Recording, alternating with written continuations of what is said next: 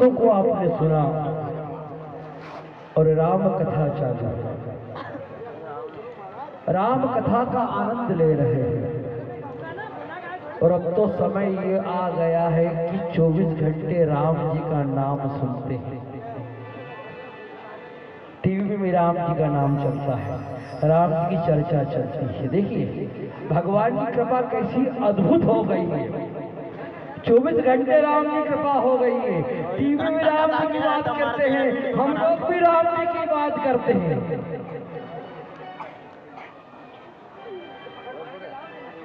तो कहा है कि जाकी रही भावना जैसे, प्रभु मूरत देखी दिन तैसे। कौन भगवान से मिलना चाहता है? हाथ उठाकर, किसको भगवान से मिलना है? आप लोगों को मिलना है, मुझे नहीं। मैं भजन गा रहा हूं अपने आनंद के लिए, क्योंकि भगवान ही मिल गया तो फिर जीने का आनंद ही खत्म हो जाएगा। भगवान को पाने के लिए भजन मत कर। अगर भगवान मिल गया तो जीवन जीने का आनंद खत्म हो जाएगा। क्यों? क्योंकि 84 लाख योनियां हैं ना। 84 लाख योनियों में सबसे कम गिनती मनुष्य की 4। 84 लाख योनियां हैं, इनमें सबसे कम गिनती मनुष्य की। और अहो भाग्य मानस तन पावा, और सुर दुर्लभ सब ग्रंथन गावा। राम जी को समझना आसान नहीं है। लोग कहते हैं ना, मैं कथा कर रहा भागवत जलगांव में, तो मर गए थे, उनके उपलक्ष्य में मोक्ष के लिए भागवत कराई थी। तो मुझसे एक ने प्रश्न किया, कदा में महाराज भागवत सुनने से मोक्ष मिल जाती है?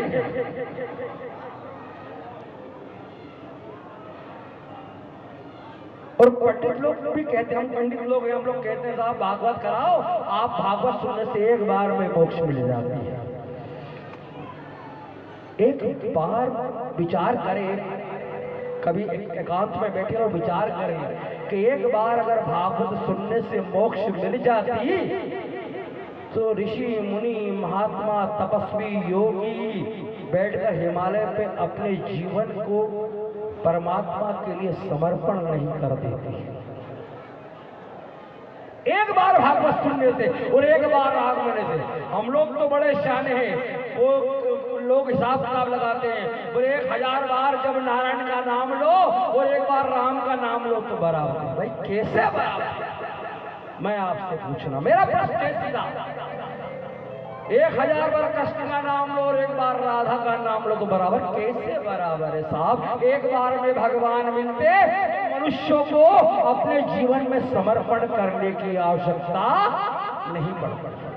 ऐसे राम नहीं मिलते साहब। कितनी भी भागवत सुन लो, कितनी भी रामायण सुन लो, स्वयं व्यास जी महाराज ने 17 पुराण लिख दिए, वेदों का खंडन कर दिया, 4 वेदों को बांट दिया, मन में चित्त में शांति नहीं हुई। शांति कब हुई? जब भगवान के चित्त से प्रेम का प्रागट हुआ। लोग बोलते साहब कलयुग में इतना पाप होता है। अरे भाई साहब, चारों युगों में सबसे सर्वश्रेष्ठ कोई युग है ना तो कलयुग है। चारों युगों में राम जी का युग भी सर्वश्रेष्ठ नहीं है, कृष्ण जी का युग भी सर्वश्रेष्ठ नहीं है। सबसे श्रेष्ठ युग कोई है ना, बोले क्या? बोले कलयुग केवल नाम आधारा, और सुमिर सुमिर नर उत नहीं पाया। जो त्रेता द्वापर कलयुग, त्रेता द्वापर सतयुग में मोक्ष पाने के लिए योग तप और ज्ञान लेना पड़ता था, लेकिन कलयुग के अंदर क्या है? बोले क्या? अहो भाग्यमान तन पावा, और सुर दुर्लभ सब ग्रंथन जन्मांत पुण्य भवते तथा भागवत लभते। तो भगवान को पाना है ना तो प्रेम करो। कहा है कि प्रबल प्रेम के पाले पड़कर हरि को नियम बदलते देखा। भगवान प्रेम के भूखे हैं, तेरे दौलत के भूखे नहीं हैं, तेरी भक्ति के भूखे नहीं हैं, भगवान तो प्रेम के भूखे हैं। प्रबल प्रेम के पाले पड़कर हरि को नियम बदलते देखा, और खुद का मान टले टल जाए जन का मान न टलते देखा, और जिनकी केवल कृपा दृष्टि सकल सृष्टि को बनते देखा, और उनको गोरस के बदले में 100 बार मचलते देगा। भगवान प्रेम के भूखे हैं। और कैसे प्रेम करना चाहिए, आइए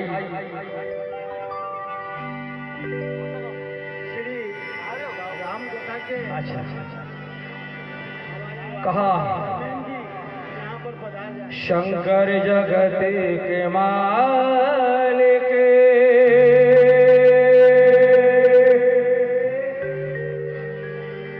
शंकर जगत के मालिक मेरी प्रीत बाले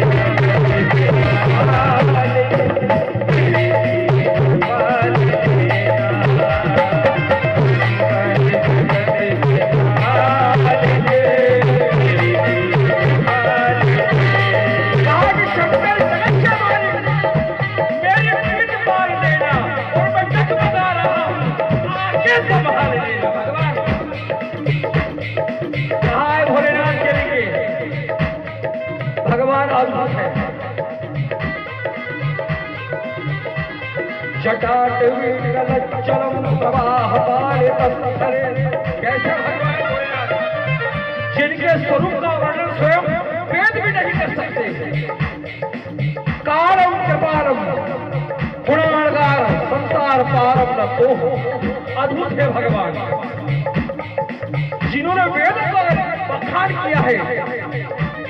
पंचमुखी है भगवान भोलेनाथ और अद्भुत है। कैसे कहा है शंकर जगत के मालिक मेरी प्रीत बाल देना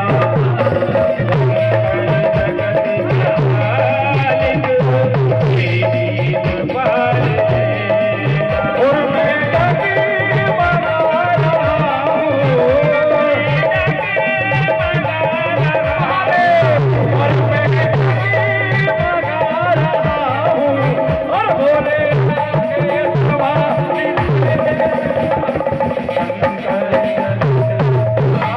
Thank you.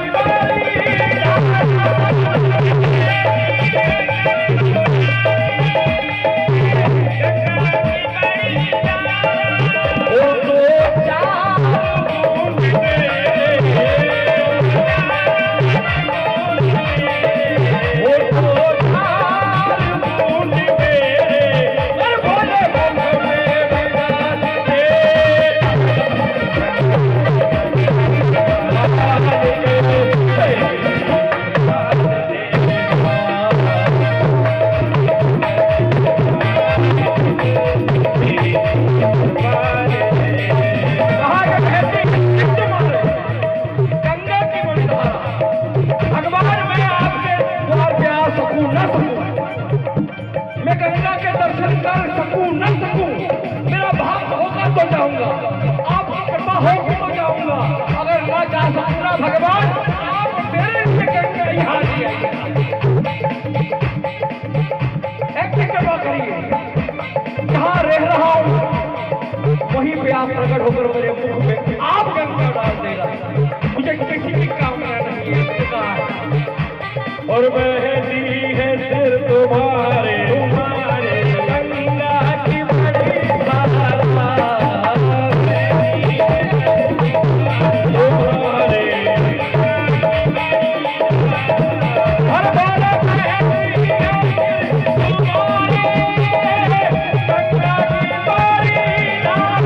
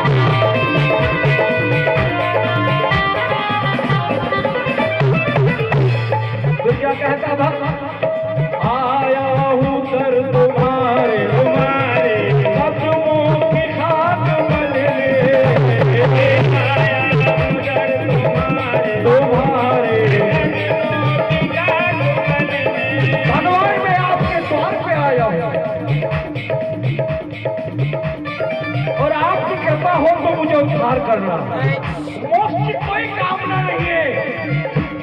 अगर मोक्ष मिल जाएगी ना तो मैं आपका भजन कैसे कर पाऊंगा। मैं तो मनुष्य योनि पाना चाहता हूँ, हर जन्म में मर के जीवन फिर पैदा होना चाहता हूँ और संसार के दुख सहन करना चाहता हूँ और आपकी भक्ति में जीना चाहता हूँ। इसलिए भरत जी ने, शबरी ने, जटायु ने, किसी ने भगवान से मुक्ति मांगी। भगवान कहते मांग ले जो चाहिए, लेकिन भगवान से मुक्ति मांगी नहीं। इसलिए कहा है अरे आया हूँ दर तुम्हारे कदमों की खाक मले